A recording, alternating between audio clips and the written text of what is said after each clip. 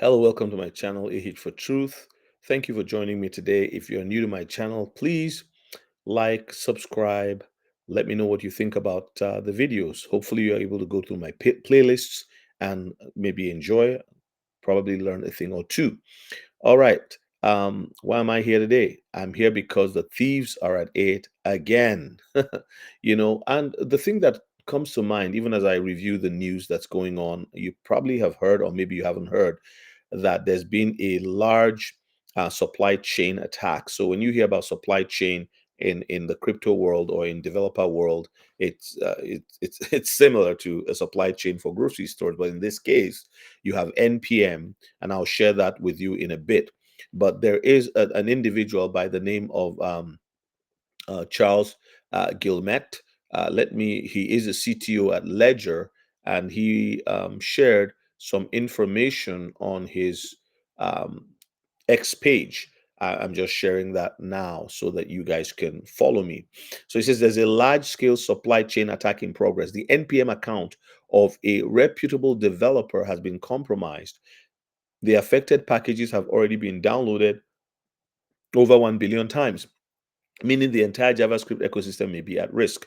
The malicious payload works by silently swapping crypto addresses on the fly to steal funds. You see, last night we had a live on here and we're talking about some of these things, but that was not our major topic. We're talking about WikiCat. Crypto Night came on. Those of you who are on the live there, we had close to 200 people. It was really cool. And then a few weeks ago, I talked about security. Actually, I've been talking about security a lot, that people should move their stuff off the exchanges. Now, whether you have a cold wallet, an exchange, or you have an exchange wallet, or you have a hot wallet on your phone or any other, personal device like this one, all right, you are still working within the blockchain. Nothing necessarily leaves the blockchain environment. This is how blockchain is. But when you have a cold wallet, what happens is like you have an address within an address you have, and the cold wallet serves as your key. I've always told people nothing is on the cold wallet, but the beauty of the cold wallet is that it generates its own code, its own seed phrases, and if nobody has your seed phrase, they can't get your stuff. Not only that, as long as you don't share your password or you don't share your stuff with people carelessly, and you write down your seed phrases. But the big thing is um signing, the signing authority. Now let's read more of what Charles has to say. Remember, he's a CTO at Ledger, a leading cold wallet company. So if you use a hardware wallet, pay attention to every transaction before signing, and you are safe. If you don't use a hardware wallet, refrain from making any on-chain transactions for now. So if you have your stuff on Trust Wallet, if you have your stuff on MetaMask, if you have your stuff, sitting on any of the other, Rabi Wallet, whatever, they are all on chain. Leave them alone for now until there's a clarity. And this is what we've been saying.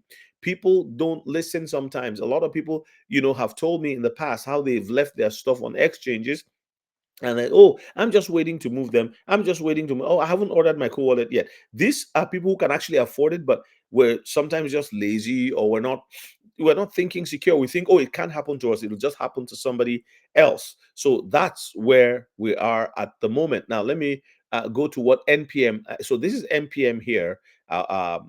NPM build amazing things. So what is NPM? We are GIT Hub, the company behind the NPM registry and NPM CLI.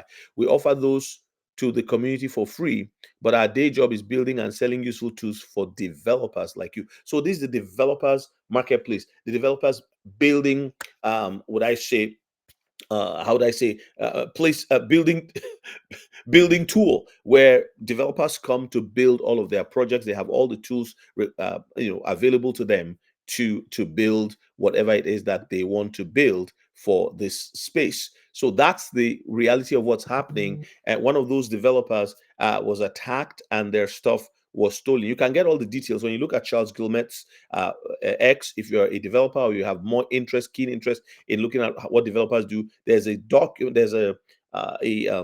Substack article that he linked in that tweet or X post that you can go and just kind of dig through and see what they're talking about. There's a lot of technical language that I'm not versed with, but I'm an enthusiast, like and many of us, of course, it's only less than 1% that are doing the work of building and of these amazing technologies. But the rest of us, just like cars, a few people build them, but the entire world drives cars, right? That's the way it is. So yeah, if you have a cold wallet and your stuff is secure in a cold wallet, there's a guy on X called Remy, Remi, and he's always talking about, like, every time he will say something, he'll say, make sure you put your fantastic four, that's XRP, XLM, XDC, and then H bar. And then he talks about other cryptos too, like Axela and all of that, Chainlink. He'll say, make sure that you have them in your cold wallet. So I'm not sure whether this is the time for you to move stuff to your cold wallet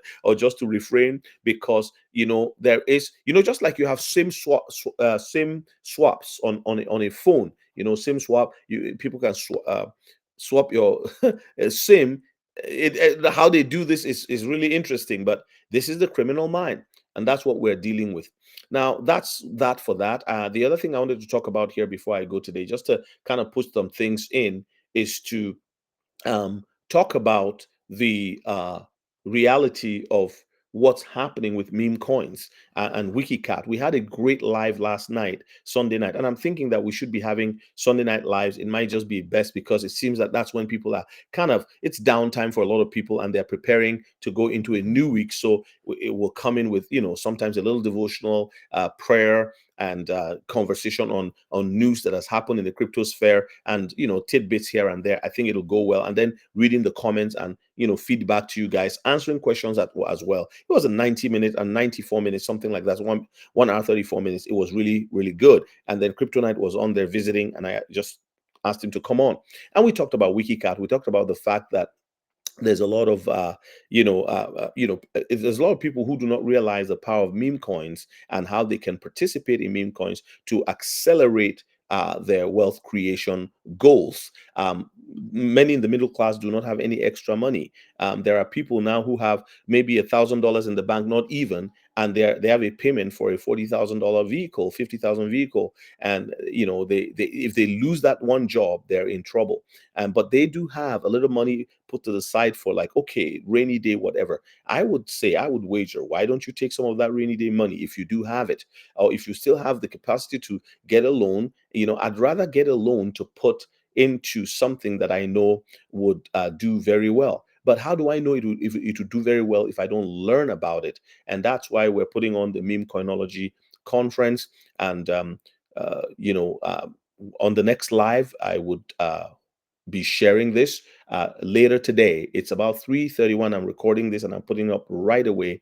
But during our live tonight, about 7:30ish Central, I will be releasing the payment link so that people can go ahead and pay. We've gotten all our ducks in a row. Hopefully it'll go very well. September 27th of this month, September, of course, this month, we from 9 to 12, it'll be online, and we'll be sharing with you the Meme Coinology conference, and hopefully people can really, really get stuff going with that. So I want to encourage you to plan to attend. If you are new to this space and you have the funds to put it aside and just invest it and just forget it for a while, please take a step of faith. Let's see what God will do in your life. Again, this is not financial advice. I'm just telling you what I've done in the last couple of years, and a couple of friends and people in the community, and we've seen great change.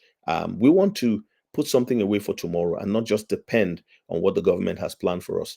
Let's take our own destiny into our own hands as far as our finances are concerned. All right, God bless. This is all I have for you. I'll see you guys in the next one.